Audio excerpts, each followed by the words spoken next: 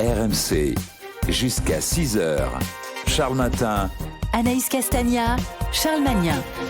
Et à 5h39, direction le Cameroun. La story sport. La Coupe d'Afrique des Nations 2021, c'est en 2022 donc. Et c'est parti, Licia Foudala. Le Cameroun, pays organisateur, s'est imposé 2-1 face au Burkina Faso en ouverture. Ça, c'est pour la bonne nouvelle.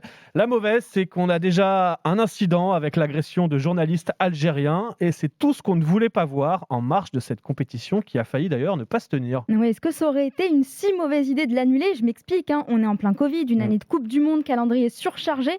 Mais le nouveau président de la Fédé camerounaise, la légende Samuel Eto'o, disait ça concernant un éventuel report. Je ne vois pas pourquoi il n'aurait pas lieu.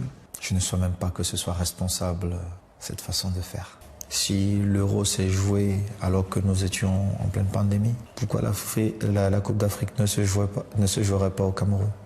Ou alors on est en train de nous dire que comme on nous a toujours traités, nous sommes les moins que rien, alors nous devons subir. Je le comprends, tout comme je comprends ceux qui disent qu'on manque de respect au public africain.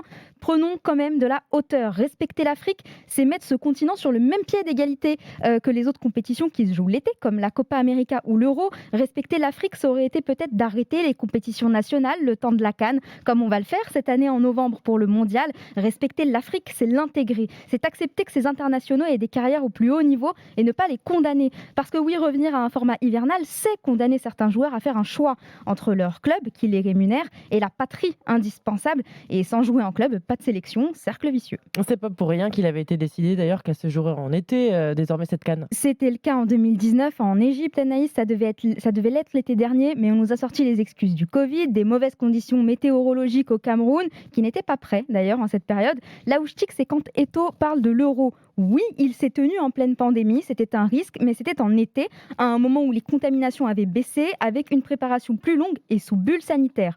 Aujourd'hui, on a une résurgence, les effectifs de certains championnats sont déjà décimés, alors des entraîneurs de Ligue 1 sont colères, à l'image de celui de Metz, Frédéric Antonetti. Et la CAN nous prend 7 ou 8 joueurs. Comment on peut avoir une compétition internationale pendant les compétitions nationales ? Ça n'a rien à voir avec...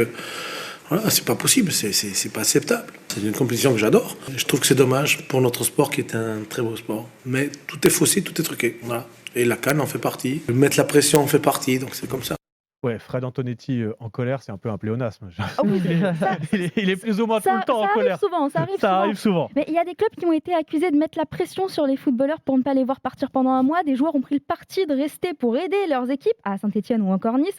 D'autres joueurs ont imposé leur départ en sélection à raison, parce qu'on ne pense pas assez à ces sélections. On a des conséquences Covid ? Or, entre autres, les stars du Gabon, Pierre-Emerick Aubameyang et Mario Lemina, l'ont contracté en stage à Dubaï après un gros dîner de groupe.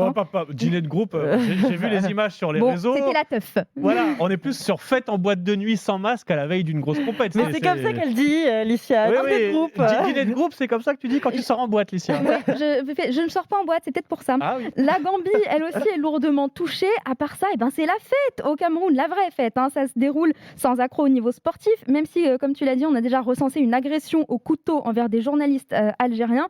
Tenez, pour cette édition, la Confédération africaine a décidé d'augmenter les dotations de qualification pour asseoir la légitimité de la CAN.